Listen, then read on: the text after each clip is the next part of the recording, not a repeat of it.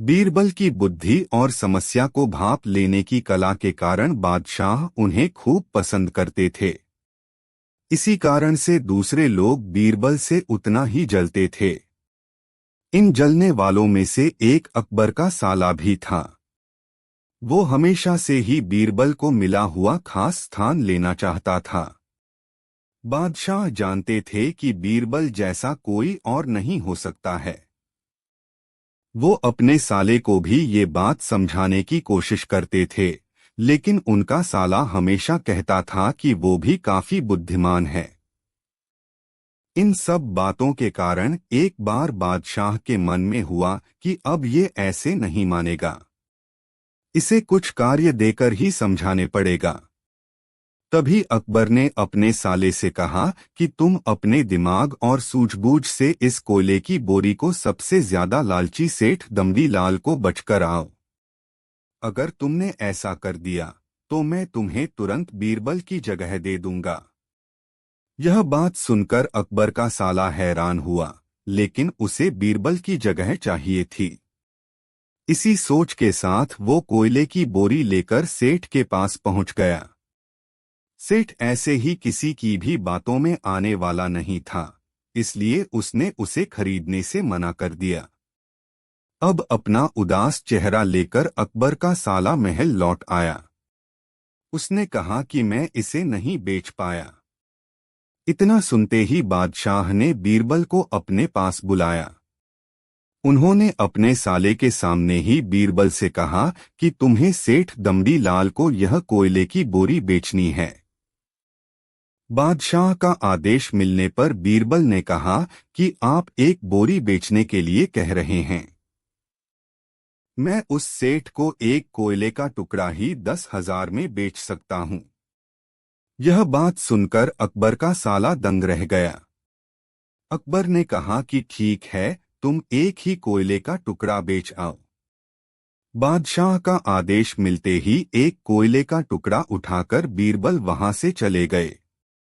उन्होंने सबसे पहले एक मलमल के कपड़े का कुर्ता अपने लिए सिलवाया। फिर उसे पहनकर अपने गले में हीरे मोती की मालाएं डाल लीं और महंगे दिखने वाले जूते भी पहन लिए। इतना सब करने के बाद बीरबल ने उस कोयले के टुकड़े को सुरमा यानी काजल की तरह बारीक पीसकर एक कांच की डिब्बी में डलवा लिया। इसी भेष में वो महल के मेहमान घर में आ गए। फिर बीरबल ने एक इश्तिहार दिया कि बगदाद में एक जाने माने शेख पहुंचे हैं जो जादुई सुरमा बेचते हैं। सुरमे की खासियत में बीरबल ने लिखवाया कि इसे लगाने वाला अपने पूर्वजों को देख सकता है। यदि पूर्वजों ने कोई धन छुपा कर रखा है तो वो उसका पता भी बता देंगे। इस इश्तिहार के सामने आते ही पूरे नगर में बीरबल के शेख रूप और चमत्कारी सुरमे की ही बात होने लगी। सेठ दमड़ी लाल तक भी यह बात पहुंच गई। उसके मन में हुआ, जरूर मेरे पूर्वज ने धन गाड़ रखा होगा। मुझे तुरंत शेख से संपर्क करना चाहिए। इतना सोचकर दमड़ी लाल शेख बने बीरबल के पास पहुंचा। बीरबल ने जानबूझकर उन्हें पहचाना नहीं। सेठ ने शेख से कहा कि मुझे सुरमे की डिब्बी चाहिए। शेख ने जवाब दिया, बिल्कुल लीजिए, लेकिन एक डिब्बी की कीमत 10,000 रुपए है। सेठ काफी चालाक था। उसने शेख से कहा कि मैं पहले सुरमा आंखों पर लगाना चाहता हूं, उसके बाद पूर्वजों के दिखने पर ही मैं 10,000 रुपए दूंगा। शेख बने बीरबल ने कहा कि ठीक है, आपको ऐसा करने की इजाजत है।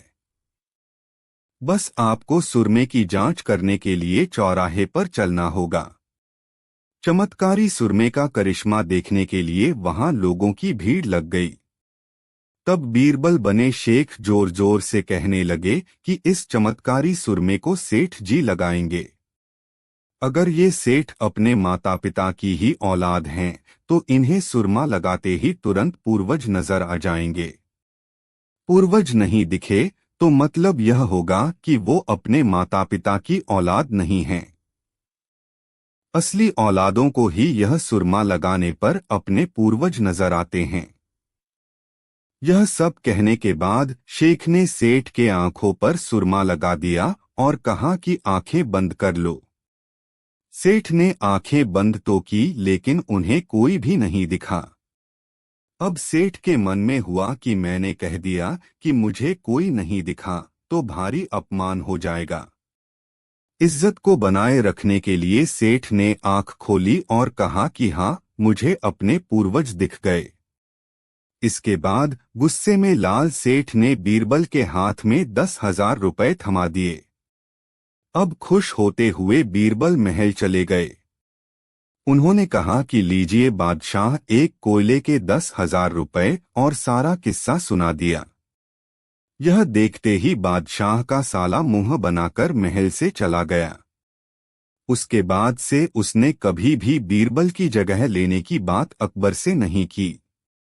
कहानी से सीख: किसी से ईर्ष्या नहीं करनी चाहिए और अपनी काबिलियत को साबित करने के लिए बुद्धि का उपयोग करना जरूरी है।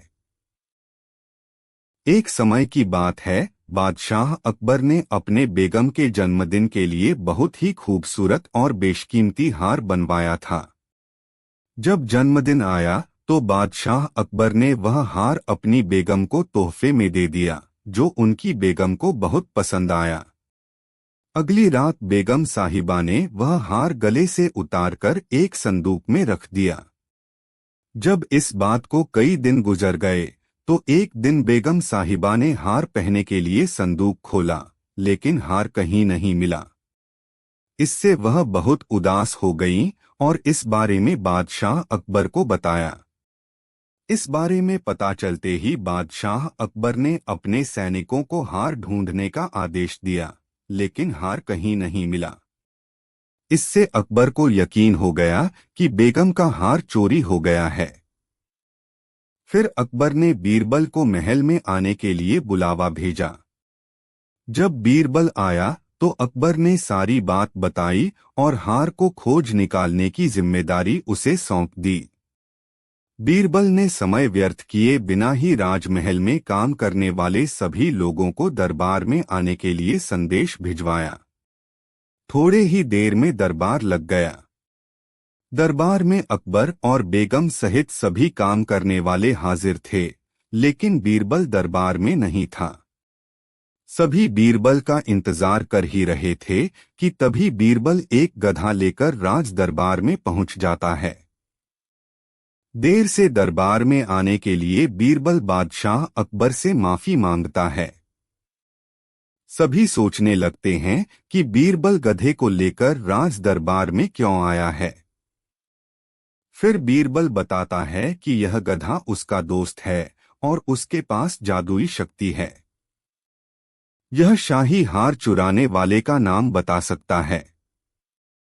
इसके बाद बीरबल जादुई गधे को सबसे नजदीक वाले कमरे में ले जाकर बांध देता है और कहता है कि सभी एक एक करके कमरे में जाएं और गधे की पूंछ पकड़कर चिल्लाएं, जहां पनाह मैंने चोरी नहीं की है। साथ ही बीरबल कहता है कि आप सभी की आवाज दरबार तक आनी चाहिए। सभी के पूंछ पकड़कर चिल्लाने के बाद आखिर में गधा बताएगा कि चोरी किसने की है। इसके बाद सभी कमरे के बाहर एक लाइन में खड़े हो गए और एक एक करके सभी ने कमरे में जाना शुरू कर दिया। जो भी कमरे के अंदर जाता तो पूंछ पकड़कर चिल्लाना शुरू कर देता, जहां पनाह मैंने चोरी नहीं की है। जब सभी का नंबर आ जाता है तो अंत में बीरबल कमरे में जाता है और कुछ देर बाद कमरे से बाहर आ जाता है। फिर बीरबल सभी काम करने वालों के पास जाकर उन्हें दोनों हाथ सामने करने को बोलता है और एक एक करके सभी के हाथ सूंघने लगता है। बीरबल की इस हरकत को देखकर सभी हैरान हो जाते हैं। ऐसे ही सूंघते सूंघते एक काम करने वाले का हाथ पकड़कर बीरबल जोर से बोलता है, जहां पनाह इसने चोरी की है। ये सुनकर अकबर बीरबल से कहते हैं, तुम इतने यकीन के साथ कैसे कह सकते हो कि चोरी इस सेवक ने ही की है? क्या तुम्हें जादुई गधे ने इसका नाम बताया है? तब बीरबल बोलता है, जहां पनाह यह गधा जादुई नहीं है। यह बाकी गधों की तरह साधारण ही है। बस मैंने इस गधे की पूंछ पर एक खास तरह का इत्र लगाया है। सभी सेवकों ने गधे की पूंछ को पकड़ा, बस इस चोर को छोड़कर। इसलिए इसके हाथ से इत्र की खुशबू नहीं आ रही है। फिर चोर को पकड़ लिया गया और उससे चोरी के सभी सामान के साथ ही बेगम का हार भी बरामद कर लिया गया। बीरबल की इस अक्लमंदी की सभी ने सराहना की और बेगम ने खुश होकर बादशाह अकबर से उसे उपहार भी दिलवाया। कहानी से सीख। इस कहानी से यह सीख मिलती है कि बुरे काम को कितना भी छुपाने की कोशिश करो, एक दिन सबको पता चल ही जाता है।